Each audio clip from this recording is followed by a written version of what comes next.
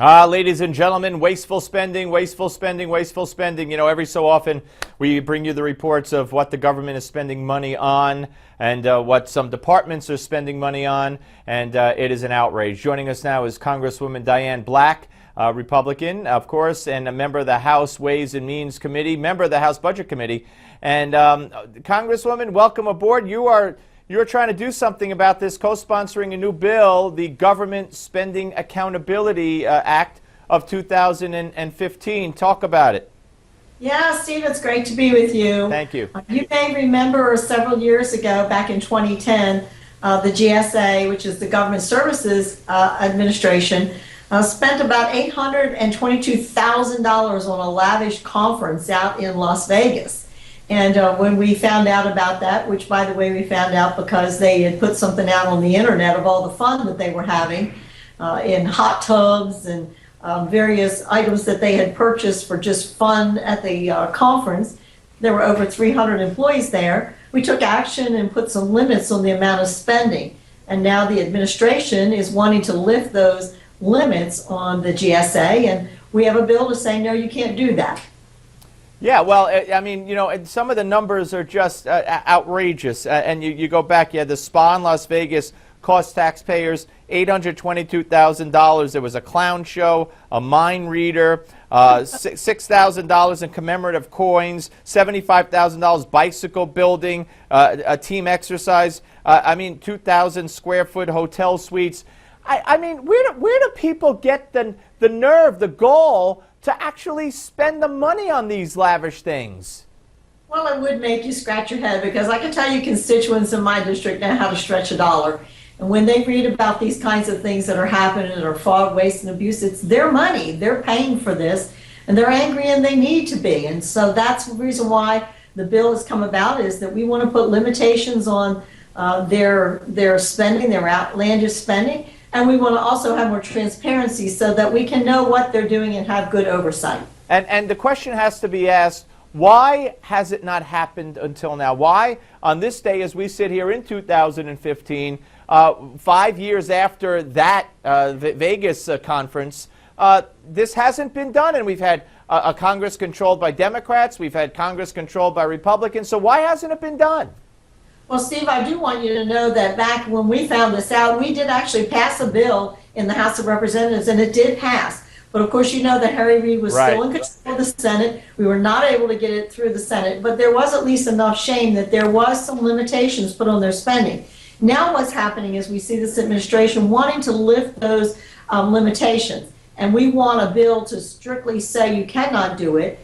We want to shame this administration into signing that bill, and we hope that I believe that it will pass in the House, but we hope that when it goes to the Senate, we'll be able to pick up 6 Democrats over there that will agree with us that this is not what we want our taxpayer dollars to be spent for, and that the president will sign it into law. All right, let me ask you, and good luck with this, and everybody should call their congressman and congresswoman and senator and make sure that this does get passed, and it's very, very important, obviously. Let me ask you, when you hear all the talk now about funding, you know, as it relates to, they talk about the problems in Baltimore, the problems in Ferguson, the president goes around the country now implying that not enough funding has been given to those cities and other cities, and that's what is at least partly responsible for the unrest that we see, that these people haven't been treated fairly in these cities. When, you know, really, when you look at the monies that have been spent on education, Baltimore, I think they're number 2 or 3 on per capita monies per student in the country, and other services and social services and government programs, nothing could be further from the truth. Am I correct?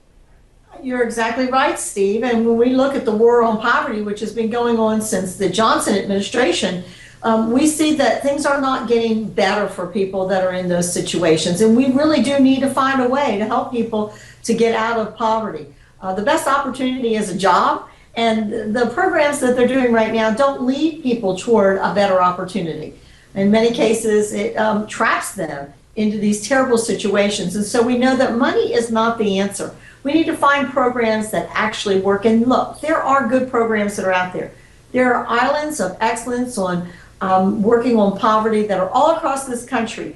We need to find those, and we need to duplicate those everywhere. And we need to stop measuring what we do for poverty by how much money we spend or how many people are in the program. The measurement should be how many people we get out of the program and give them a chance to really, truly show their fullest potential. Yeah, and finally, the infrastructure issue has raised its head again because of the train crash. Again, the implication from the Democrats and from the president is that Republicans won't spend money on infrastructure. Didn't we have a stimulus bill not too long ago? What infrastructure was fixed back then?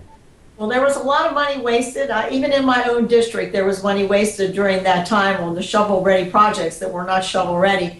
We still see the effects of that even around our community, where you had these charging stations that were put up in communities where I ride by the charging stations. I've never seen in the last, 8 years since that stimulus program, a single car hooked up to the charging station. But because it was money that's considered free money, our local officials just raced out there to get it.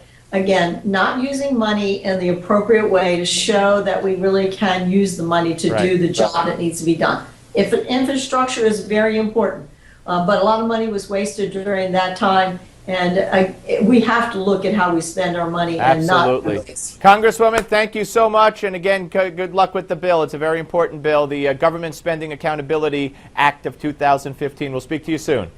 Thank you, Steve. Tell everybody to get out there and get their legislators to vote for it. Absolutely. You just did. Thank you. All right, folks, when we come back, we'll talk about that and much, much more with the Malzberg panel. It's straight ahead. Don't go away.